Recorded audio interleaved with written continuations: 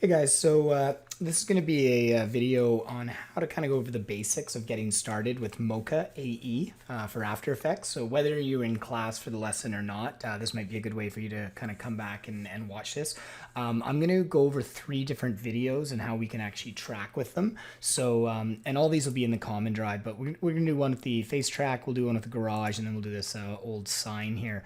So I'm going to start actually with the home with the garage. So I'm just going to take this clip and drag it onto my new composition here.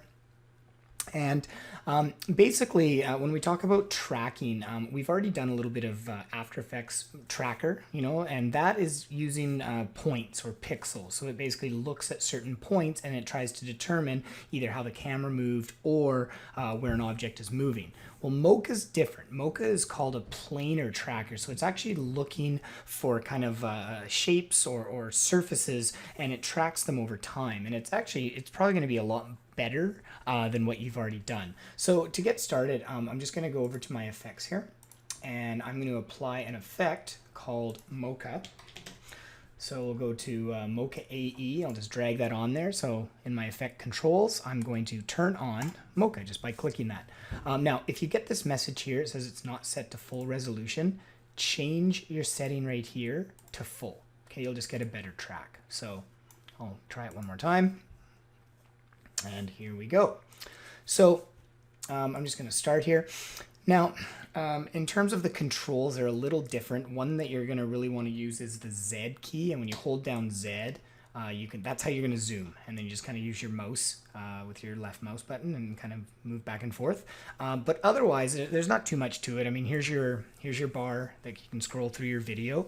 And then we'll use some basic buttons up here. So what I want to do first is I'm going to kind of track the garage. So the garage is in full frame at the end of the clip. So I'm going to start there. And to start off in Mocha, what you're always doing is you're pulling together what's called an X-spline. Okay, so this is your X-spline tool. It's kind of like the mask tool. I'm going to take that and I'm just going to draw a box more or less with points, not so much on the exact garage that I want to track, but just the surface that the garage is on. So in fact, this whole house could actually be used, but I'll just keep it on the white here. So we'll go right there. We'll go right there. We'll go right there. And when you're done, you can just kind of right click and that finishes what's called your X-spline.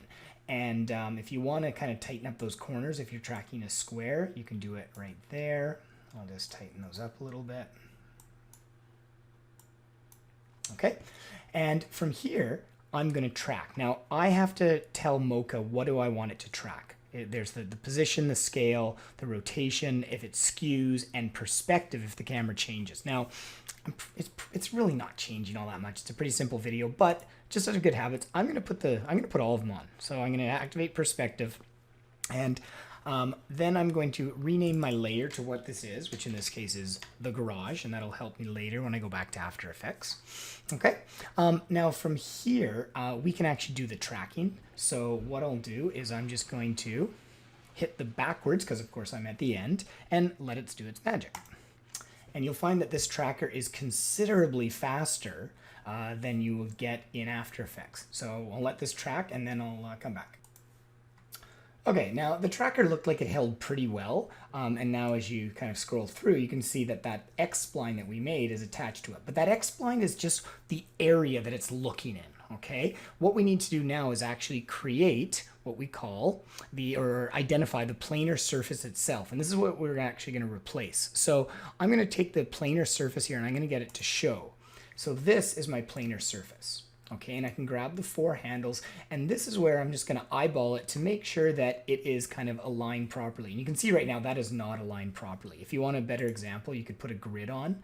That can help you sometimes, especially on harsh angles. But I'm just going to say that, I don't know, I want to get maybe something like that. So I'm looking at the bottom line where the garage meets the ground. I'm looking at the sides there, making sure everything is the right distance, and for the most part I think that's pretty good right there. If I put the grid on, I'm happy with that. Now this can be helpful as well. You can go over here to your layer properties and you can just get a rough idea. Like You can put the source image itself. You can put the logo just by the default Mocha logo, or sometimes what I like to do is put on a grid, so either an 8x8 or a 32x32, and this is nothing more than just to show you, is it tracked? And you can see that that has held on to that really, really nicely. Okay, so I'm happy with that. All I have to do now is go over here to my save button. So I'm going to save the project, and then I can close it. Now it's stored all that information inside After Effects. So the next step is, what you want to do is, the easiest way is actually to probably make a solid object. Okay, so I just always do this. So I'm going to make a new solid, and it doesn't matter the color. You want to make sure a few things. Make sure that your playhead is at the very start of your clip, and make sure, by pressing A here, that your anchor points are the same. If the anchor points are different, it's not going to work very well. Now, when you make a solid, the anchor point should always be the same, but if you were to drag in an actual image, the anchor point might be different. So just something to consider. Now, once you've done that, you're going to select the original clip, which I can't even see right now, go to your tracking data, and create the track data. And it's going to ask you, well, which layer do you want to use? Because you can do multiple layers in Mocha, and I'm going to say, oh, I want the garage, so I'll just click OK. And now I'm going to, in this case, your export options are corner pin with motion blur, and transform. If you're doing anything which is like kind of on a flat wall, corner pin is the way to do it. If it's kind of more rounded and stuff, transform might be better. But in this case, I'm just going to do a corner pin, and I want to export that to the red solid. So I'm going to apply that export, and now I've got my red solid. It's tracked really, really nicely. Now from here, if I want to add something to it, what I'm going to do is I'm going to pre-compose. So I'm going to right click, pre-compose this, and I'll just call this, I don't know, garage graphic or something like that. And now I don't have to worry about actually adjusting anything here directly. I can just open that pre-comp, double click it, and now anything I put in here is going to show up. So if I want to take, I don't know, some text that says, welcome, I'll put it right there, and I'll just make that in black. Okay, and I'm going to hide the red background because I don't want that on there. If you are, if you have black text or something like that, you may want to activate the transparency grid so you can actually see what you're dealing with. And now when I go back here, I have welcome because that's in my pre-comp. And now when I play it, you can see that that tracks on there really, really nicely, right? And so if I, grab another graphic or something, let's say I grab this graffiti tag or something like that, what I can do is I'll just go back to my garage graphic. I can drag in that tag and hit S. Maybe I'll just scale this down a little bit. And the only downside here of when you do the pre-comp like this is you can't really see where the handles of the garage are, so you have to eyeball it and go back and forth. There are other ways around it, but I'll just put that right there. Oh, and it's still over the handle, so that's on me. Let's go up here. There we go. And so that's tracked on there pretty nicely. Okay, that's the first one. So let's try another one. Same idea. I'm going to do this retro tobacco advertising. And so I'm going to take it, I'm going to drag it onto my new comp, and I'm going to take my effects panel over here, and I'm going to apply Mocha AE, and I'm going to click on the Mocha button. Okay, it's going to open up, and I'm going to take my X spline here, and I'm just going to say, well, I want this surface right here, and I can go just outside of the frame there, or of the glass, I should say, and again, well, right click there. I'm going to probably just tighten those up a little bit, just so it knows that I do want to include the tracking inside there. If you're ever tracking something that's not a perfect rectangle, it's kind of nice to have those curves, but in this case, that's going to look pretty good. If I scrub through this clip, the perspective does change a little bit, so you know what, I'm just going to turn them all on again, and I'm going to do a forward track in this case, like that. And again, you'll see it goes quite a bit faster than it does in After Effects. I will just pause here, and then I'll come back when it's done. Okay, so I've tracked with my X-spline. Now what I'm going to do is I'm going to turn on my planar surface, and I'm going to identify what exactly I want to actually track in this case. So I'm going to go right to my corners. I might even zoom in a bit so I get a nice accurate result. So I'll go right down there. If you hold down the wheel, you can pan over, just like in After Effects. And we'll put that right there. And again, like I said before, you could now, add on a grid or something just to have a quick look, make sure you're happy with how that looks. And yeah, I think that's holding pretty good. Okay, so I'm going to exit, save the project, then exit. And just like before, I'm going to create a new solid. Doesn't matter the color. Put that in there. Okay, and then I'm going to go to my original clip. I'm going to go to my tracking data, and I'm going to create a track data. Now, I actually forgot to rename the layer to something specific like frame. In this case, I know it's layer 1 because that's the only one I had, so I'll just click OK. And I want to, again, I'm going to do a corner pin because this is a square. I'm going to go to the red solid, and I'm going to apply that export. And there we go. Tracks on there really nicely. From there, I am going to make sure that I pre-compose it.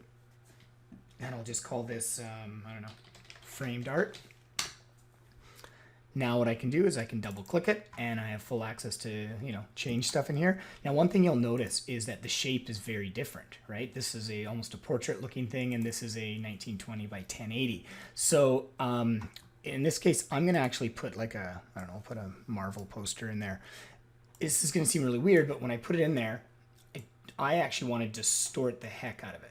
Okay, so what I'm going to do is I'm going to center it vertically, which looks fine, and then I'm going to stretch it out like that, something you would normally never do. But in this case, because the red shape that we made is already compressed, this should actually correct itself nicely, and there we go. Now, if I unhide that for a second, there is some glare on the glass. That is a very, very difficult thing to recreate because we don't know, you have to have, there's lighting and there's reflection off stuff that we can't even see right now. It's quite difficult to do. It's possible. It's something you may want to look into if you really get into it. But in this case, I'm okay with that. It's way too bright for this scene. I'm going to have to tone it down a little bit. You can apply curves, do a Lumetri color scheme, whatever. Make it look a little more realistic. But in terms of the tracking itself, that holds on really, really nicely. Okay, for the next one here, I'm just going to finish with the face track. So I'm going to take face track, make it a new comp here, and open it up. Drag on my Mocha AE. I'm going to click Mocha. And in this case, I don't really have a flat surface, like a wall or a poster or anything. So I'm just going to use part of her cheek. Now, one thing I actually forgot, this is quite a long clip, and I don't need her doing all this movement, so I'm just going to cut this down to about, 6 seconds or so. So I'll just shorten my comp area, trim it. There we go. That's a little better. Okay, so we'll go back to Mocha. I'm going to take my X-spline, and I'm just going to do it right on her cheek. Now, I don't really have like a really obvious place to put it.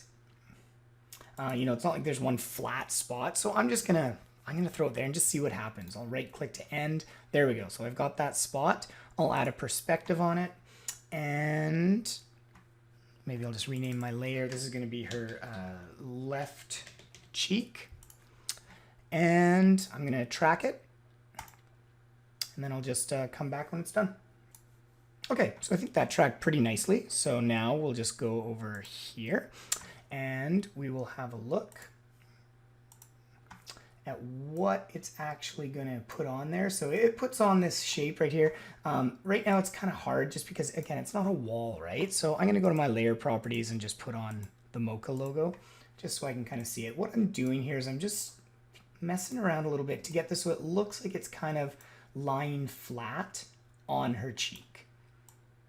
And as best I can, I mean, it's not going to really, it's still flat, right? It's not going to get a lot of the contours of her cheek, but I think it'll be enough that it'll look okay. See, that tracks pretty nicely there. So I think I'm good with that. I'm happy with that.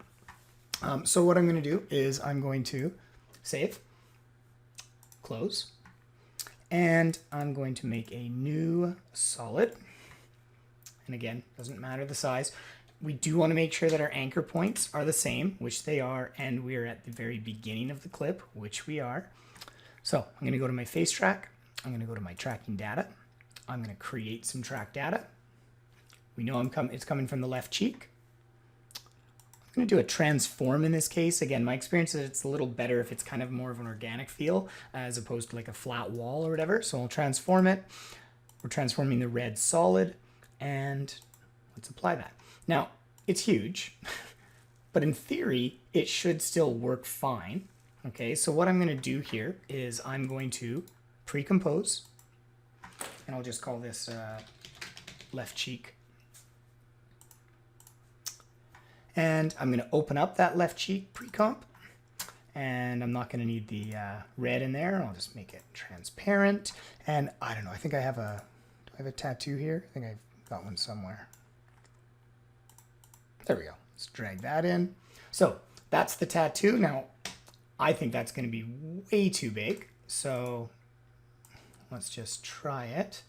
I'll just give it a try. Face track. Yeah, so that's still pretty big. So let's just scale that down even more.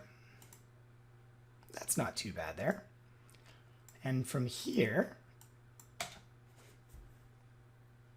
it's actually holding pretty good. I'm getting a little bit of movement there. I could go back to Mocha and try to, adjust that a little bit. It's pretty minor. And again, perfection is always the best we can get. And sometimes we have to strive for it. And other times it sometimes isn't worth the effort. So when you're just starting off, that's probably enough. I mean, from here, you can do anything. You can remove the green. You could put her somewhere else. It's pretty straightforward. So it's the same steps over and over again. The big things that I want to emphasize are when you actually add an object on top of your tracked footage, make sure you're always at the beginning of the clip and make sure that the anchor point